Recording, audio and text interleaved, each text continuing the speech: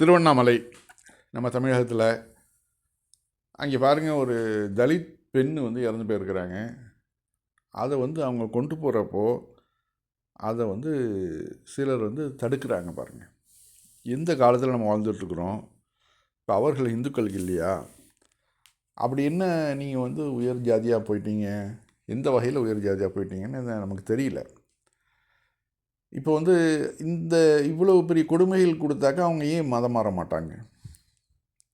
ஒரு இறந்த ஒரு பணத்தை வச்சுக்கிட்டு நீங்கள் அரசியல் பண்ணுறீங்களே, நாங்கள் வந்து உயர் ஜாதி, நீ கீழ் ஜாதி, இந்த தெரு வழியாக வரக்கூடாது, இந்த தெரு வழியாக நீ எந்த தெரு வழியாக போனியோ அந்த தெரு வழியாக போ அப்படின்லாம் சொல்கிறது எந்த அளவு ஒரு மடத்தனமான வாதம்.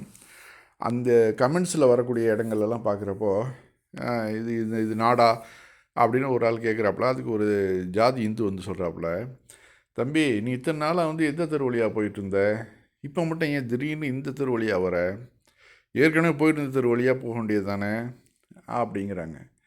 ஏங்க, இது இத்தனை நாள் வரைக்கும் வந்து ஒரு தவறு நடந்தால் திருத்தக்கூடாதா? ஏன் அவர் வந்து இந்தியன் கிடையாதா? இந்திய தெரு வழியாக அவருடைய பணத்தை கொண்டு போகக்கூடாதா? இது என்ன இது? சரி, வேறு மதமாக இருந்தாலும் சரிங்களா, அவங்க வந்து சில கலாச்சாரங்கள் இருக்கும், அதனால் வர தடை பண்ணுவாங்க அப்படின்ட்டு. நீ ஒரே மதம் தானப்பா.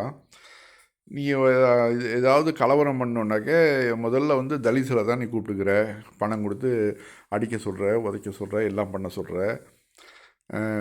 கடைகளெல்லாம் வந்து கலவரம் பண்ணுறதுக்கெல்லாம் வந்து அவர்கள் தானே பயன்படுத்திக்கிற.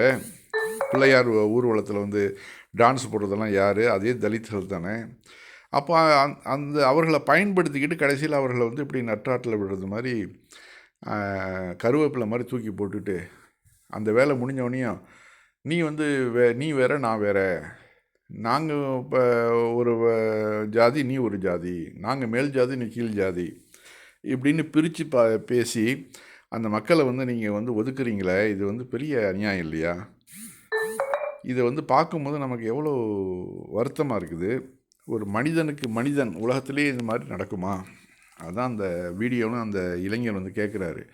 இது மாதிரி உலகத்தில் எங்கேயாவது நடக்குமா? பார்த்துருக்குறீங்களா? ஆனால் நம்ம இந்தியாவில் மட்டும் நடக்கும். காரணம் என்னன்னாக்க, அந்த சனாதனம் வந்து வளர்த்து விட்டால் அந்த ஜாதி வெறி. இப்போ அவங்க வந்து நைஸாக ஒதுங்கிட்டுருவாங்க.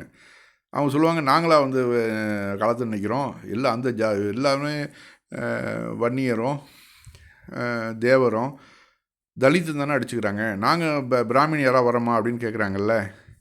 அது ரொம்ப குதர்க்கமான கேள்வி. எல்லாத்தையும் இவர்களுக்கு ஜாதி வரியெல்லாம் ஊட்டி விட்டுட்டு கடைசியில் அவங்க கலந்துக்கிறாங்க. பாருங்கள், அந்த வீடியோ பாருங்கள்.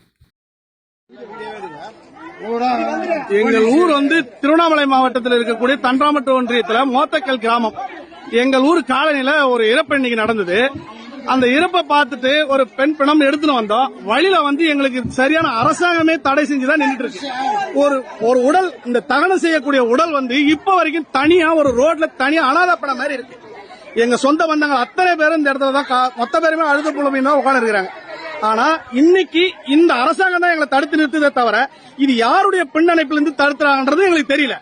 இது யார் செய்யறாங்கன்றதும் தெரியல. ஒரு பிணம் நடு ரோட்ல, உலகத்திலே நடக்காத ஒரு பேரழிவு, அசிங்கமான ஒரு செயல். இது அரசாங்கமே செய்து பார்த்தா அசிங்கமா இருக்குது. இது திராவிட மாடல்னு சொல்லி என்ன வேணாலும் சொல்லலாம். இது எதுக்குமே பயனற்ற ஒரு ஆட்சியா அமைக்கலாம் இருக்குது. இது எப்படி இது சரியான ஒரு தீர்ப்பாது? இந்த நாட்டில் இப்படி எந்த உலகத்திலேயாவது 21ஆம் நூற்றாண்டுல கூட இந்த நாட்டில் நடக்குது? எவன் ராஜராஜ சோழ, எவன் ஆண்ட பரம்பரை, எவன் இதுல வந்து நம்மளுக்கு